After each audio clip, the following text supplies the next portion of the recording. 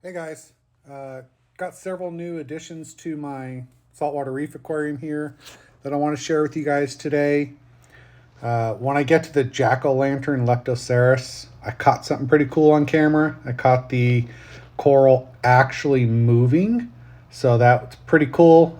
Check that out when we get there. Have a couple that I want to show you here before we get there, but that one's going to be pretty cool. This first one here is ASD Rainbow Phoenix Montipora. This is a full colony size piece that I got from a local reefer. It has four different colors on it. Obviously, it has that nice yellow base. It has that nice pinky red rim. You can see the green highlights there under the full blue. And then it has those nice dark polyps. So very nice piece. It's pretty good size. It's about 4 inches, I would say, from side to side, across the back there. As you can see, it was broken off from the individual's tank that I got it from. But it is a nice piece that's plating out and growing in a couple different clusters there. You can see it kind of splitting its own plate and growing. And here it is under full blue. You can see a little bit more of that green poking out when it's the full blue here. But very nice, shows very well. Definitely can see it from a distance in the tank. So really nice, really good piece. All right, so next up here is a Tropic Thunder Montipora. It is just a frag size piece, but it's a good size frag. It's a still, 1.5 2 inches, right in that area. It's got that bright red base with those green polyps, and the green polyps are just packed in there, as you can see. And different from just a red plating Montipora. It's not that smooth played out. It does plate out, but it's really got kind of that bumpy appearance, which definitely makes it unique. So next up here is a single head of Holy Grail Hammer. There's a couple different types of Holy Grail Hammer out there. I've seen them, the really large head orange ones, and then there is the yellow tipped green stem ones. This is a yellow tipped green stem, much more green than what it's showing here in this picture. Just couldn't get a good picture of it, unfortunately. But it is a single head, and it's a very immature single head. It was a fresh split, and as you can see on that frag plug, it is just the nub on that plug. Like, it was cut super close because it was such a fresh split. So it does definitely have some growing to do, a little bit bigger to get, a little more color development to do. But it is a very nice piece. It's already starting to show some of its really good colors. That green in the stock is really coming in really well. And the yellow tips, of course, shine as they are, but that stock base is still growing a bit. All right, so on to the JackOLantern Leptoseris. This is obviously a full-size colony piece. You can see there it's really big. It's about 5 inches wide, good 3 inches the other direction, so it's a really big piece. Bright orange base, bright yellow eyes, shows really well. It looks like a huge orange and yellow maze when you look at the tank from a distance. Of course, when you get up really close, you can see some striations in it. That white edge there, right there on that knot, that is where it grew around the knot, and that white edge is actually is a full seam. That's where two different sides of it grew together, and that is actually a seam. That is not just a seamless coating over the rock. So two pieces of it grew around it and sealed itself there. And so you can see some of the feeding tentacles coming out. You can see a lot of that striation streaking in the coral. Very interesting once you get up close. I do like catching those little feeding tentacles coming out. I do feed this guy Reef Roids. But very nice when you get up close. You see all that different variation. You know, even there, it doesn't even really look super orange up close, but from a distance, when you get those striations all blending, it looks super orange. It could also be that I'm shooting through the glass here, so that does impact the color a little bit. All right, so coming up here, this is the part that I wanted you to pay attention to and look and see the coral move. You see that little crease right there in the center. Fish is going to come into the frame. Boom, and now it's open.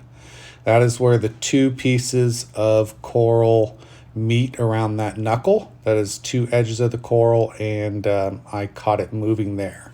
There's another area where I catch it moving that we'll see in just 1 second, but let's go back and look at that again. So it's right there that you're looking at. I circled it there for you to see, and I'm going to replay that section of the video in just 1 second, and you're going to see this. You're going to see it pop open just like that, where the two edges of the coral meet around that knot. It's going to pop open.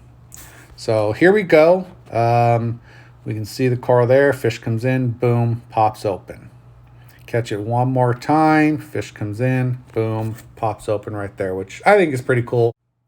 So then looking at this piece here, you can see how tight those lines are right there. They're really just kind of scrunched together. They're really tight with that mouth, with that area closed. When it pops open, look how wide those lines move. And that's not a seam. That's not a seam where two pieces of coral come together. That is a portion of the coral that actually moves in the body. And so here we go in live motion. We see it. Fish comes in. Did you see it spread out? One more time. Fish comes in. Did you see it spread? And one last time here. So the next coral that we have up here is a Maxi mini carpet anemone.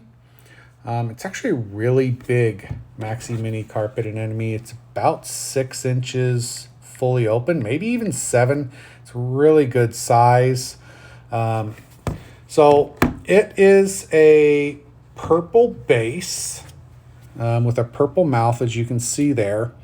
And it's got green highlights or green background on the body. And then it's got that super bright green rim. Opens up really big. I put it obviously at the base of my rock work there. Here it is under full blue. That was a little bit of a light coming in there, kind of caught my transition from daylight to blue, and this is under full blue. So darkens up a little bit under the full blue, but really shines well when there's a little bit of cool white added to the mix.